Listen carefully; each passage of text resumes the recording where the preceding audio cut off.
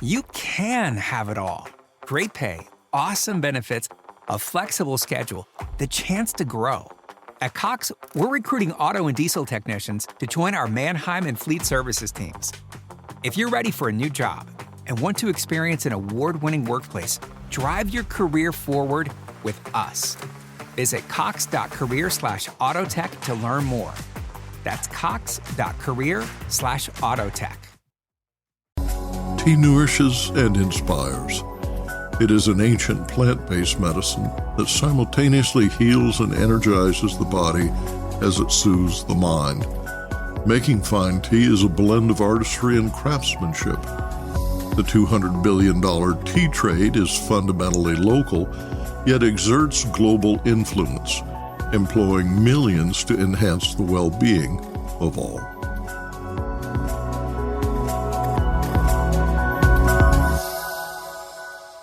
Hello, everyone.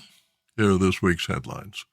The U.S. Food and Drug Administration will permit marketers to label tea as healthy. Extreme weather depressed 2024 tea yields globally, and tea bags are found to release billions of nanoparticles. Plus, tea and peace.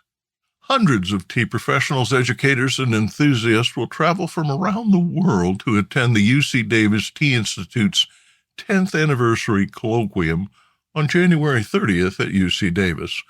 This year's theme is Tea and Peace, bringing communities together. Joining us today is Professor Katharine Burnett, an expert in East Asian studies and the art and cultural history of China, and founder and director of the Institute. She describes how, in 2012, their mutual fascination with tea brought together a research cluster of faculty and librarians to establish a group that would become the Institute and organize its first colloquium.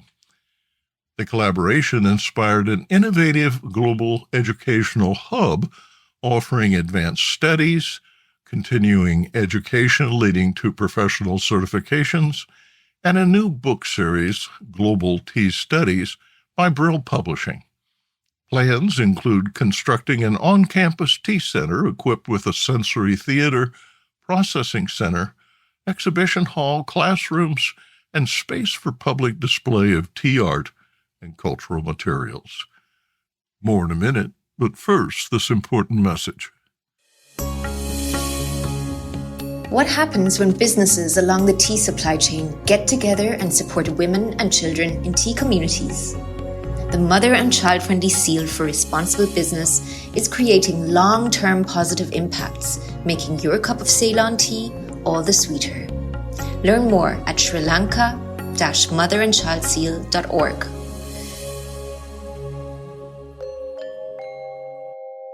The U.S. Food and Drug Administration, FDA, ruled in December that manufacturers of tea made from the Camellia sinensis plant may display a healthy nutrient claim so long as the beverage contains fewer than 5 calories per 12-ounce serving. The updated final rule automatically applies to unsweetened and lightly sweetened coffee and bottled water, but not herbal infusions. Some foods previously labeled healthy may no longer make that claim. Excluded categories include white bread, highly sweetened yogurt, and highly sweetened cereal. Several food groups automatically qualify if they meet specific limits on added sugars, saturated fat, and sodium. The rule applies to true teas: black, green, oolong, white, dark, yellow, and pu'er. Non-alcoholic ready-to-drink tea, carbonated and sparkling tea, and tea seltzers that meet the low or no sweetener test also qualify. Peter Goji, president of the Tea Association of the USA, writes, quote, "We are thrilled that the FDA's new ruling officially recognizes unsweetened tea as a healthy choice. For decades, we've known that tea delivers significant health benefits, and now consumers can more easily identify it as a healthy choice right on the label. This designation validates tea's role in a balanced diet and encourages more Americans to reach for this naturally refreshing, calorie-free beverage," end quote. FDA first authorized the voluntary use of the healthy claim in 1994 as part of a Nutrition Labeling and Education Act of 1990. As scientific understanding of nutrition evolved, dietary guidelines shifted due to concerns about sweeteners, saturated fats, and additives, leading the FDA to review what constituted healthy. During public hearings in 2016, tea stakeholders sought permission to market tea as healthy. A draft guidance defining the characteristics of healthy foods followed. In 2022, the FDA proposed a new rule to redefine the claim of healthy nutrient content, aligning it with the dietary guidelines for Americans. The guidelines are tea-friendly, but water is recommended with meals. Tea has a 5,000-year history of benefiting mankind. Researchers relying on extensive human trials cite reduced risk associated with inflammation, heart disease, diabetes, high blood pressure, cholesterol, and high blood sugar. Tea contains bioactive flavonthiols, flavonoids, amino acids, polyphenols like catechins and theaflavins, antioxidants, vitamins, and minerals. The rule goes into effect on February 25, 2025, and businesses have 3 years to comply. FDA announced it will provide additional guidance documents, FAQs, and online webinars to meet compliance obligations. Business Insight. After 8 years of review, tea promoters were pleased to see that the FDA rule permitting the term healthy includes several derivatives such as healthful, healthier, healthiest, healthily, healthiness, and healthfulness. The next step is to amend the dietary guidelines for Americans to include 2 cups of tea daily. In 2024, climate change significantly impacted global tea production, with several key tea growing regions experiencing an additional 41 days of dangerous heat. The final averages are still being calculated, but 2024 reported the hottest summer, the hottest autumn, and regional record highs, making it, quote, virtually certain, end quote, to be the hottest year ever recorded. The alarming trend is attributed to human-induced activities compounded by natural phenomena such as El Niño. China experienced its hottest year in 2024 as weeks of record-breaking heat waves depressed yield and lowered quality. India also recorded the hottest year since record-keeping began in 1901, resulting in a 20% decline in green leaf production during peak summer months. Bangladesh and Australia also experienced extended highs exceeding 40 degrees Celsius. Heat waves and floods led to summer shortfalls, driving up tea prices in Assam and West Bengal. India's average temperature of 25.75 degrees Celsius surpassed 2016, with peak highs in July, August, September, and October. Overall production from January through October decreased by 66 million kilos compared to the same period in 2023. The Indian Tea Association projects a total decline of 110 to 120 million kilos for the year. 2 weeks ago, it snowed in Manor, India, a prime tea-producing region in the Nilgiri Mountains. Temperatures plummeted below zero Christmas week, but daytime highs of 22 degrees C were recorded, attracting many tea tourists to the popular tea-growing region. October in China was the hottest in 123 years, and July and August were the hottest months in history. Shanghai reported its highest average temperature since 1873, and the national average reached 10.9 degrees C, that's 51.66 Fahrenheit. 4 of the 10 hottest years occurred during this century in China. Yunnan experienced extreme weather events and unusual variability in temperature and rainfall. In contrast, Kenya reported good production totals that increased by 7% through October. Tea exports surged by 20% during the first 10 months of the year, despite increased temperatures and extreme weather events.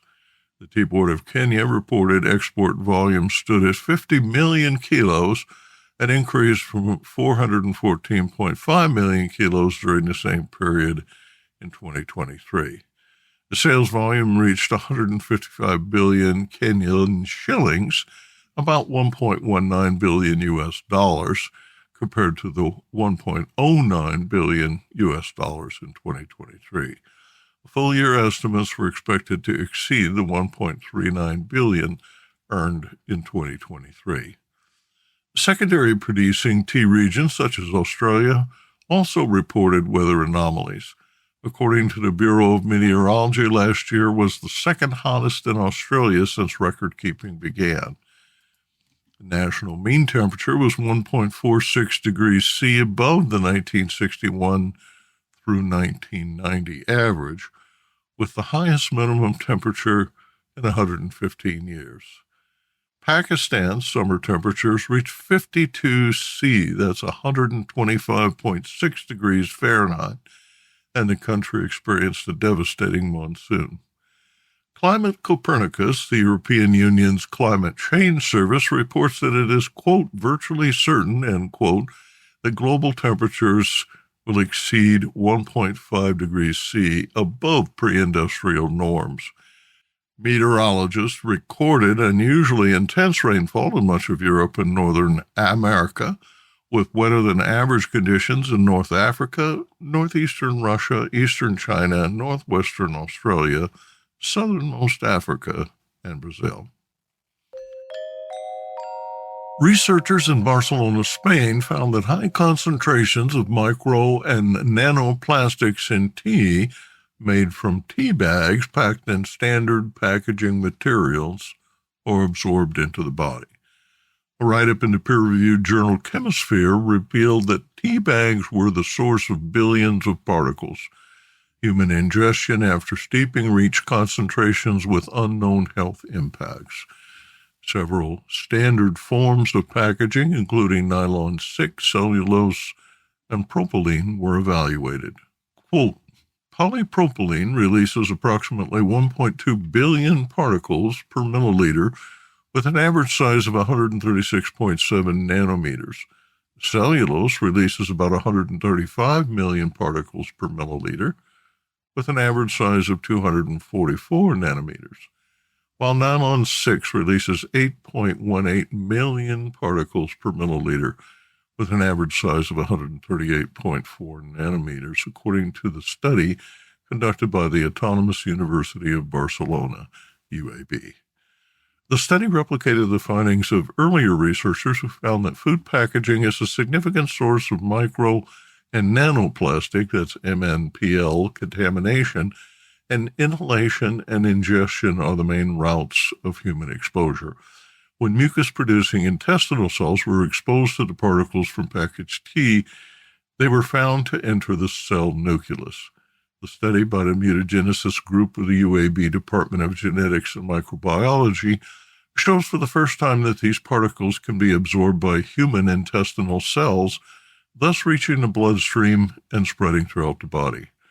Results of a 2023 study of commercially available tea bags published in the Journal of Hazardous Materials estimated that tea bags made from polylactic acid, PLA, released about 1 million nanoparticles per tea bag.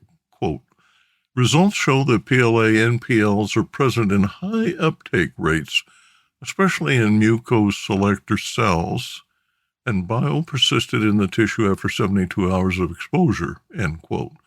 No cytotoxicity was observed 48 hours after exposure. Exposure to nanoplastics is widespread. They are present in the environment due to the degradation of plastic waste. Nanoplastics are also found in cosmetics, scrubs, exfoliating, and cleaning products. Another source is migration from food packaging, such as polyethylene rice cooking bags, ice cube bags, and tea bags. The 2023 study found popular plant-based plastics, PLAs, release nanoparticles that do not readily degrade. The UAB researchers noted there are no standardized test methods to assess MNPL contamination from common food packaging materials. The study concluded, quote, "It is critical to develop standardized test methods to assess MNPO contamination released from plastic food contact materials and formulate regulatory policies to mitigate and minimize this contamination effectively." End quote. And now, a word from our sponsor. Hello, I'm Bogdan, a passionate tea drinker and the inventor of the ultimate tea machine, the Brew Maker One. Preparation is key to making fine tea. Sequential steepings deliver the best taste possible and unlock the true value of whole leaf teas and botanicals. Brew automates that process without using any pots or capsules. This simple-to-operate, smartphone-controlled device stores steeping profiles to consistently make great tea at the push of a button. Brew also reduces time, waste, and energy. That's because I engineered the brew to remember control settings for temperature, brewing time, and quantity.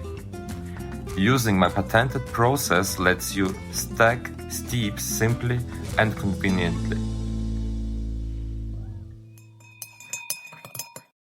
Hundreds of tea professionals, educators, and enthusiasts will travel from around the world to attend the UC Davis Tea Institute's 10th anniversary colloquium on January 30th at UC Davis.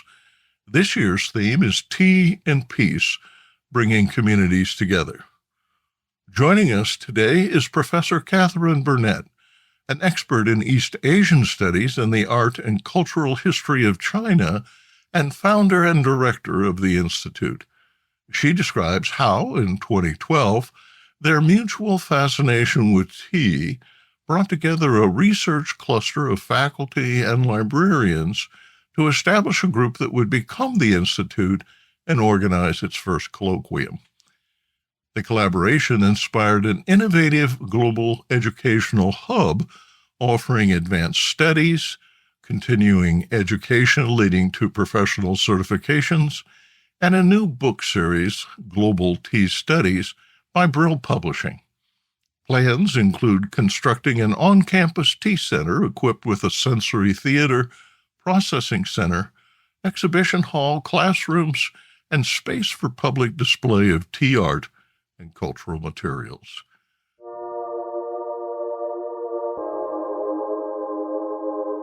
Katharine Burnett is a professor of art history and a 2023 Public Scholarship and Engagement Fellow who co-chairs the UC Davis University's Department of Art and Art History.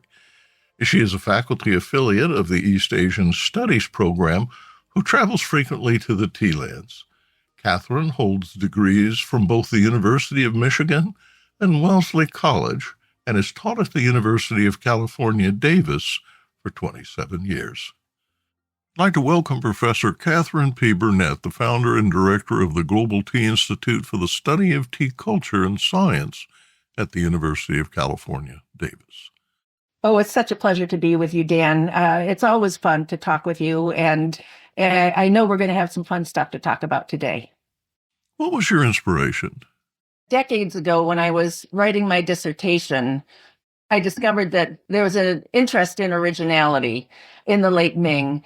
It went above and beyond anything that was of aesthetic value. It was the paradigmatic value of the time. And what I was surprised to discover was that one of the main theorists was a friend of the main potter, Yixingware potters. And I went, I've got to write an article about this. Well, years pass, I don't write it because, tea is not a big deal in American studies, but it's still in the back of my mind. I had been made in 2012 the director of the East Asian Studies program on campus, and I was looking for ways to make this program higher profile on campus. And our wonderful librarian, Axel Borg, said, you got to meet this guy, Daryl Cordy. He has the major grocery, and he's a world expert on food and beverages, and he collects Japanese art. And you're the Asianist on campus. He will want to talk to you. And I'm like, no, he won't.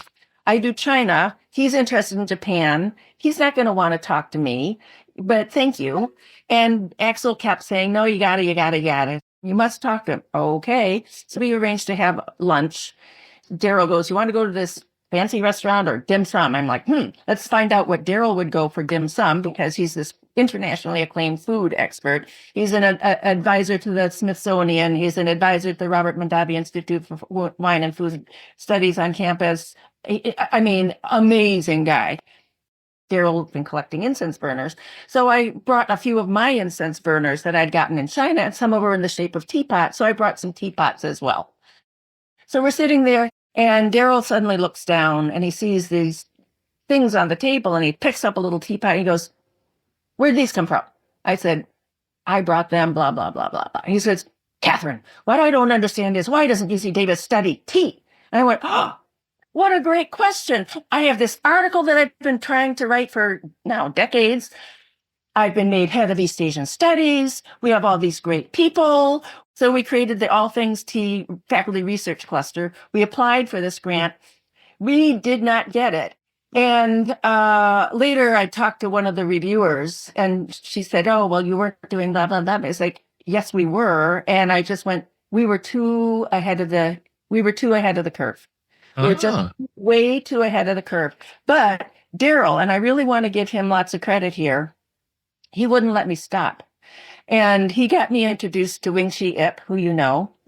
Wing-Chi Ip is a brilliant scholar, tea artist, collector, and owner of the Laksha Tea House and Museum, which he founded in 1991 in Hong Kong Park. And Wing-Chi got me invited to speak at the Xiamen International Tea Fair in 2014. And I go to Xiamen and I give my little spiel. This is what we're proposing. This is what we're doing at UC Davis. And I'm figuring nobody's going to care, because why would they? And the audience, I think I was on a panel with, I don't know who I was on the panel with, but almost all the questions were for me afterwards. I was in the audience. And people were like, this is great. Whoa. And they had all these ideas and they thought this was really fabulous. And I'm going, really? And they said, well, what are you going to do when you go home? And I said, well, I guess I'm going to talk to my chancellor. Development took me under their wing, and for a year took me all around campus to all the departments that I'd already talked to on behalf of this All Things Tea Research Cluster, including grounds planning and facilities management and all these things. But now with development next to me, they're taking me even more seriously. And after a year of this, they say, now you can go talk to the provost. The office of the provost and your deans will give you some money for 2 years for startup funds. And we'll give you more startup money for 3 years. And let's see what you can do. Well, so that got us enough money to be able to start planning and organizing the colloquia. We've done a sort of a test run in 2014 with Wing-Chi and another speaker. 200 people showed up. It was phenomenal. And it was like, holy smokes. And so when we had the colloquium, I knew we would attract some people, but 400 people registered. Out of where are they coming from? Across campus, across the region, Bay Area, flooding in. And then, so that's 2016, our first colloquium, and all things tea, something like that for the first colloquium. And by 2017, 2018, we had the beginnings of our Tea Advisory Committee, an advisory board, which is a philanthropic board. And with the funds from this group, it has given me the operating funds to run GTI from year to year. And so to organize the colloquia and bring in the speakers and host a few on-campus events. It's also such a joy because these people in the tea industry are so lovely. Ostensibly, they're competitors, but they work so nicely together. They all recognize that that GTI is important. And I will tell you that when we were first getting going, people would come in the industry would come up to me and say, Katharine, we've been waiting for this for 30 years. But UC Davis, this is perfect because your mission is to educate and share knowledge. And we don't care if it's a green tea or a black tea or where it was from, if it's from China or Japan or India or Sri Lanka or Africa or, Argentina or Colombia. So now our industry is composed of about 9 member companies from national and international companies. We hope to continue to expand because this is how we get our operating funds. One of the things I want to talk about is the hub concept that you've championed, knowing that you're going to have professors sharing knowledge in a very sophisticated way and then disseminating it face-to-face 10,000 miles apart. Great question. So a bunch of things. First of all, I'm going to do a little cheerleading for Davis before I launch into the hub. The reason why UC Davis is the amazingly perfect place, right time, right place, and we just got sort of lucky with that, is that not only is it a leader in agricultural studies nationally and internationally, often it's number one, or number one in nutrition studies, often, and number one or top ranked in so many other different fields, including things that don't get ranked. So because UC Davis is a large-scale university, because we have over 100 undergraduate majors, because we have over 100 graduate programs, plus four colleges, 6 professional schools, we are the most comprehensive campus of all the 10 University of California campuses. We are the most comprehensive campus. And we're the world leader in ag and environmental studies and nutrition, and we've done wine and beer studies forever. And our mission is to teach, to research, spread knowledge through teaching and publication. So it's the perfect setup. And we believe in collaboration. So I've been actively talking to other universities around the world who have tea programs and they want to collaborate. Then you have to find somebody who actually does the collaboration, but at least we are opening up the bridges to enable these collaborations to take place. And that's really important. And so through these colloquia, let's say soft landing kinds of initiatives, we're spreading out. We've established a name, a brand, a reputation for excellence, even though we're very young. We've launched a professional tea certificate program, the UC Davis GTI Professional Tea Certificate Program. It went public last year for the first time. It will go public again in 2025 for the second offering. We're still working out some details, so we don't have a start date yet, but it's going to happen. We have a great lineup, and this is done at the request of the industry. And largely, it is industry members who give individual lectures as part of this short course. For the last 7 years, we've offered a co-taught course to our undergraduates, mostly as a first-year seminar that is capped at 19 students for first years and transfer students who are new to campus. And it's a nice way to get them comfortable on our campus because it's a big campus. We have about 40,000 students now. And last year we ran it as a large enrollment class, again, co-taught across the disciplines. We're going to incentivize faculty to create courses that will be approved, and so that we can develop an undergraduate program in global tea studies. Instead of teaching one course, they can use that time to write the course. Mm-hmm, and the money goes to the department, but the faculty get the time to write the course and get it pushed through the system. You need, I think, around 6 to 10 courses for an undergraduate minor, and then over time grow the number of courses to a major.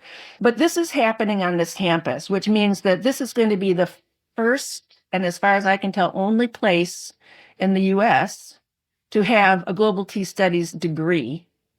It's an umbrella program that would engage faculty from across the various colleges, from the humanities and social sciences, engineering, sciences, agriculture, nutrition. So whatever department you're in, you could have a course that could be part of this program.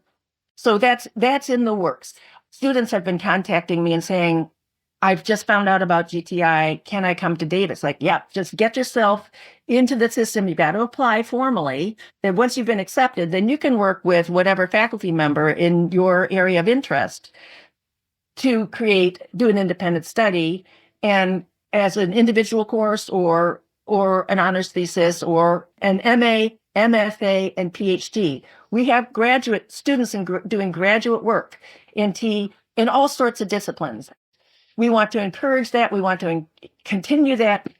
So let's discuss how the GTI colloquia are structured and then get specific about this year's 10th anniversary event. One of the things that we felt our way towards was to have an event that would engage culture and society, science, health, and the industry. And we sort of stumbled on that fairly early on, didn't realize how phenomenal that was as a concept. But it has worked beautifully. It always makes me sad that we can only do one day because it's like worth a whole week of talks, but nobody has that kind of time. But in having those different approaches, whatever theme we set, and the theme is always something that is a bigger idea that enables whatever speaker to address the theme according to their research interests. So there's a lot of flexibility. But what happens is that the effect of the event is like a kaleidoscope. So that you get this perspective, and then it shifts a little bit, and you get that perspective, and then it shifts a little bit, and you get a completely different vision of tea, and then it shifts again and again. And so the sum of the whole is far greater than the individual parts. I know there's this way of saying it. I'm not saying it very well, but the overall effect is like, it always leaves me going, wow, that was really inspirational. And the ideas that it sparks from the speakers to the audience, the ideas that the audience gets themselves and makes these connections across the disciplines, and also from the informal conversations that people have in the audience amongst themselves, the networking opportunities, just for thinking or for business, whatever it is, are phenomenal. So I'm really proud that we've done that and that we've consistently kept it. And that, frankly, we, as much as, except for the COVID years when we couldn't meet in person, it's in person, on site, so that there's this human engagement. The speakers you have invited reinforce the idea that human engagement over tea encourages civilized cultural exchange. You can do things by Zoom, and we're grateful for it, like this opportunity to speak today, but there's no substitute for human engagement. This year, to celebrate our 10th anniversary, I really wanted us to think something really big. And what is bigger than world peace? Now, I knew that we couldn't enact world peace, that's a little too ambitious, but we can think about it. And the more we can think about it, the better it is for us. So we set the theme of tea and peace, bringing communities together. In the fall, our undergraduate Global Tea Club organized a sip-in for peace on the quad, so that it was a way to advertise GTI and the club activities, but also to set the theme from the students' perspective. And then in January 30th, we'll have our 10th anniversary colloquium on site in the UC Davis Conference Center. Please register. The link is open now, and it's important that people come. We will record it, but the recordings never go up until several months later because they have to be processed for equal accessibility. And then in the spring, we're going to have some remarkable artists come to campus to exhibit their work and talk about their work, and do a performance, a limited audience participation for that. Only 25-30 people will be able to attend that. But for the talks, it'll be open. All of this will be held in the Minetti Shrem Museum of Art. And then in spring quarter, this year we'll have an exhibition in the Minetti Shrem Museum of Art. There will be lots of things to come and see and think about.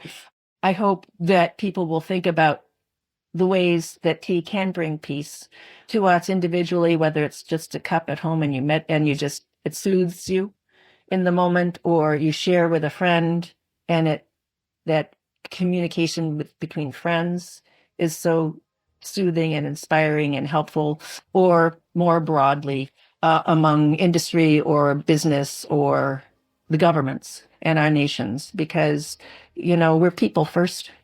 Register to attend the January 30th colloquium at globaltea.ucdavis.edu or visit the TBiz blog.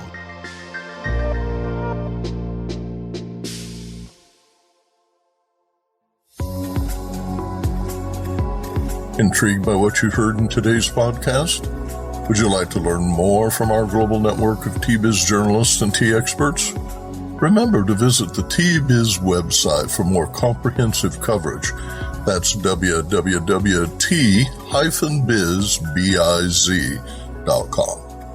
Thanks for listening. Farewell till next week.